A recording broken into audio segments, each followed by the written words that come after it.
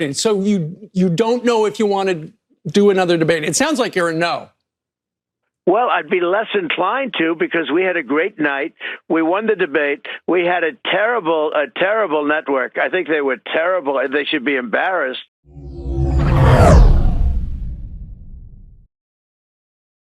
Whoo, boy, the copium on the right is real.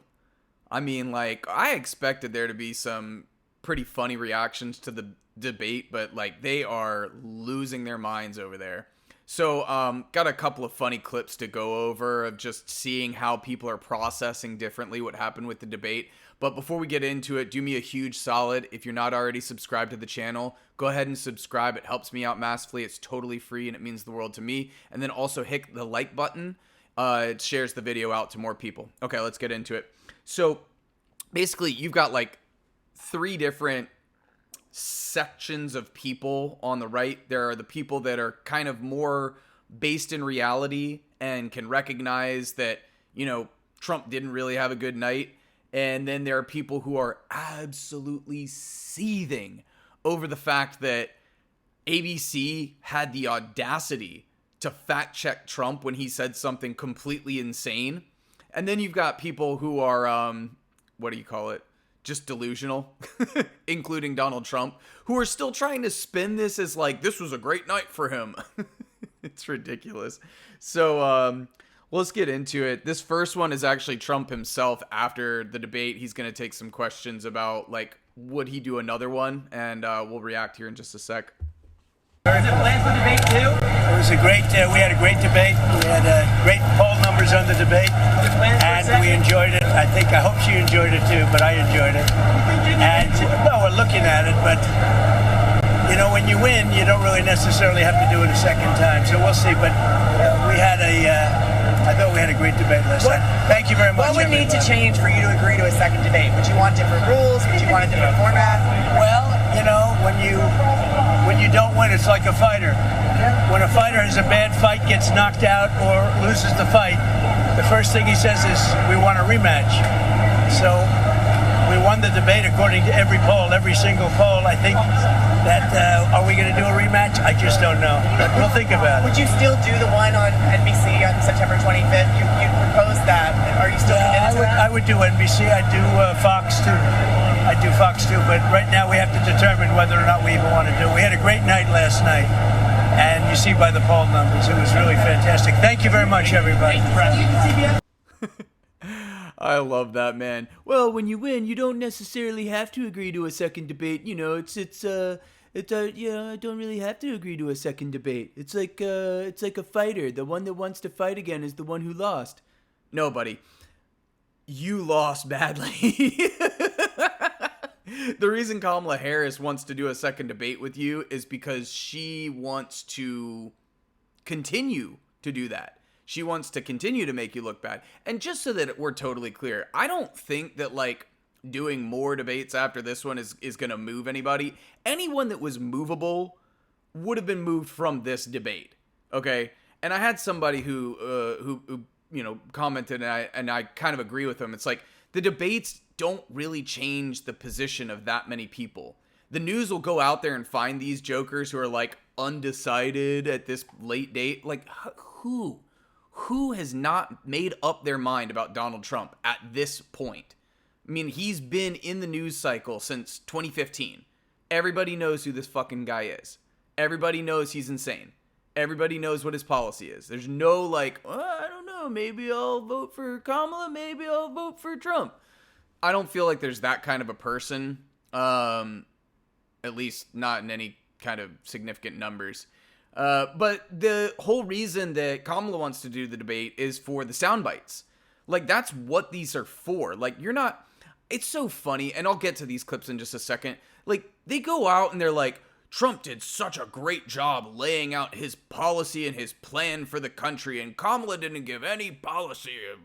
I'm like, there's nothing you can say in detail. You're talking about, like, laying out a plan for the entire country, and they give you 2 minutes to talk. You're not going to be able to really get a good, clear, detailed, this is the way I want to do it kind of deal It's all sound bites. That's the whole point of debates. That's why I said originally, I'm like, I think debates are kind of pointless, although this one was entertaining. But like, that's the whole reason. Is it like this is for the news. This is for people to just get, it's for the optics.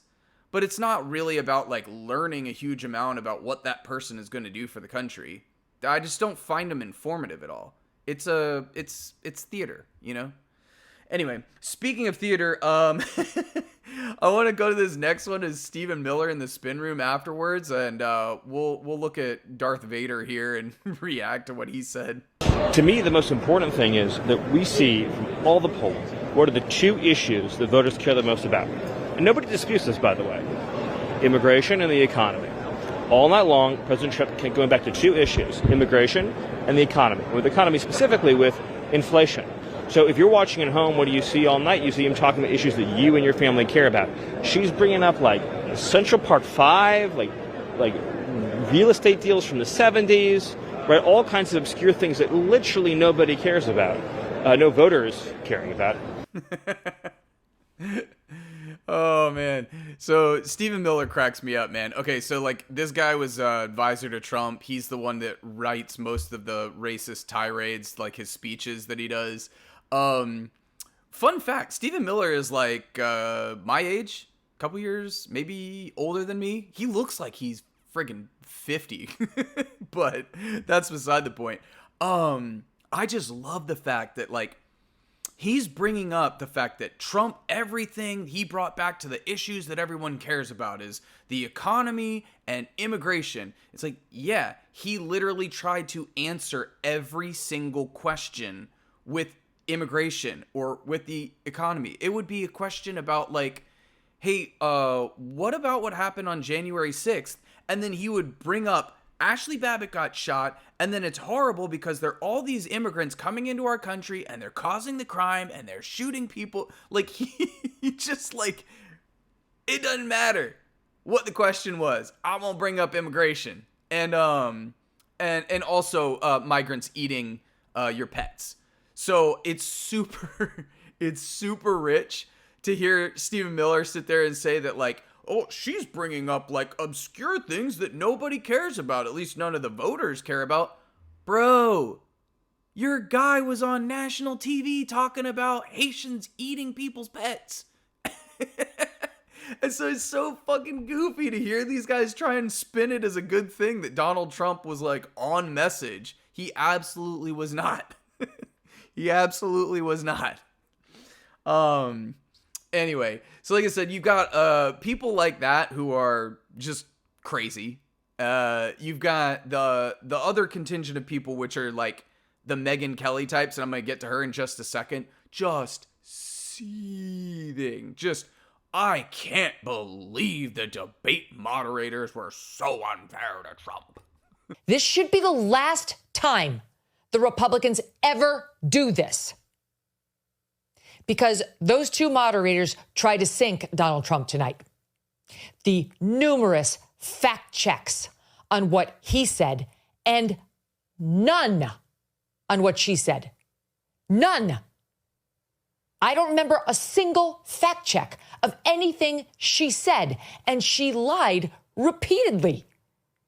She just got away with it. And the worst piece of all of this is the obvious tactic by ABC News, which was as follows. Mr. Trump, you said something incredibly controversial and terrible. Let me remind you of what it was. Do you have any regrets or thoughts on how terrible you were? Trump answers. Vice President Harris, how bad is Trump? And then she'd answer. It happened over and over again. That was the format. Mr. Trump, you're a piece of shit. Kamala Harris, isn't he a shit? Thank you. It was incredible. Like I said, just cope and seethe and just like she's going nuts about the fact checks. Megyn Kelly used to moderate debates. Megyn Kelly would have been the person fact checking Trump 3-4 years ago. Like there was this whole thing where Trump said he didn't want to even participate in a debate because Megyn Kelly was moderating it. He said, I think it was during the 2016 primary. He's like, oh, she's bleeding out of her eyes and bleeding out of her wherever. Like, that Megyn Kelly would have been tougher on Trump. She is just playing like team politics. Just, I can't believe these moderators. Oh, come on. Come on. You know that was, I mean, and here's the other thing. The reason that the moderators fact-checked Trump is because Trump said insane shit. The reason that they did not fact-check Kamala Harris is because Kamala Harris was not out there screaming about migrants are gonna eat your pets. She wasn't out there shrieking at the top of her lungs that there are people executing babies after they're born.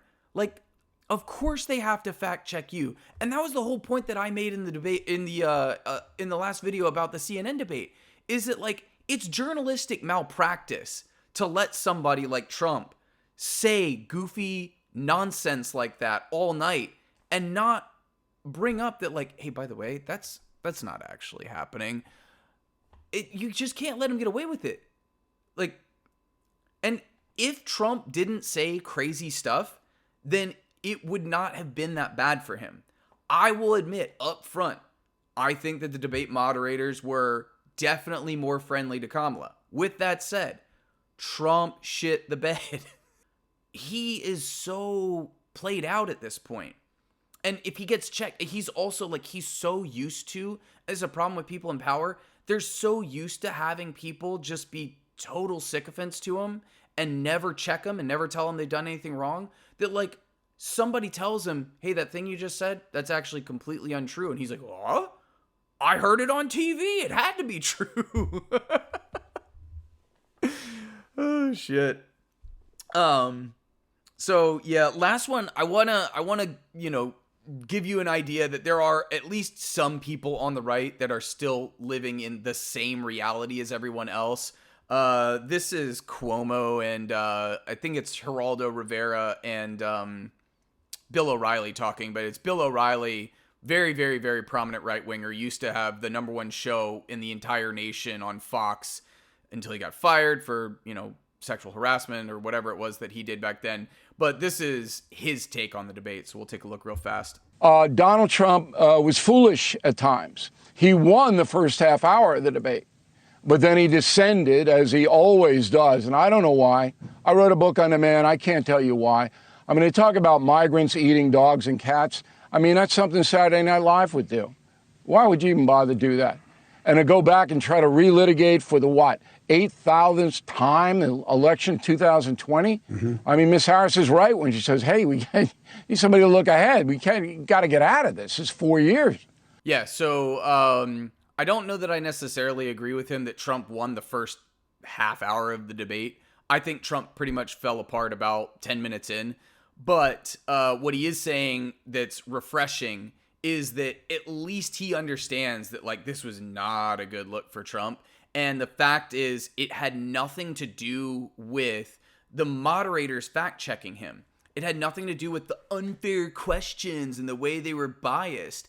It had everything to do with the fact that Trump just went off the rails and started saying crazy stuff that's not going to get him reelected. Like trying to relitigate 2020 again. This is the thing that people don't like you for, okay? You are viewed as an insane person who tried to overthrow the government the last time you were in.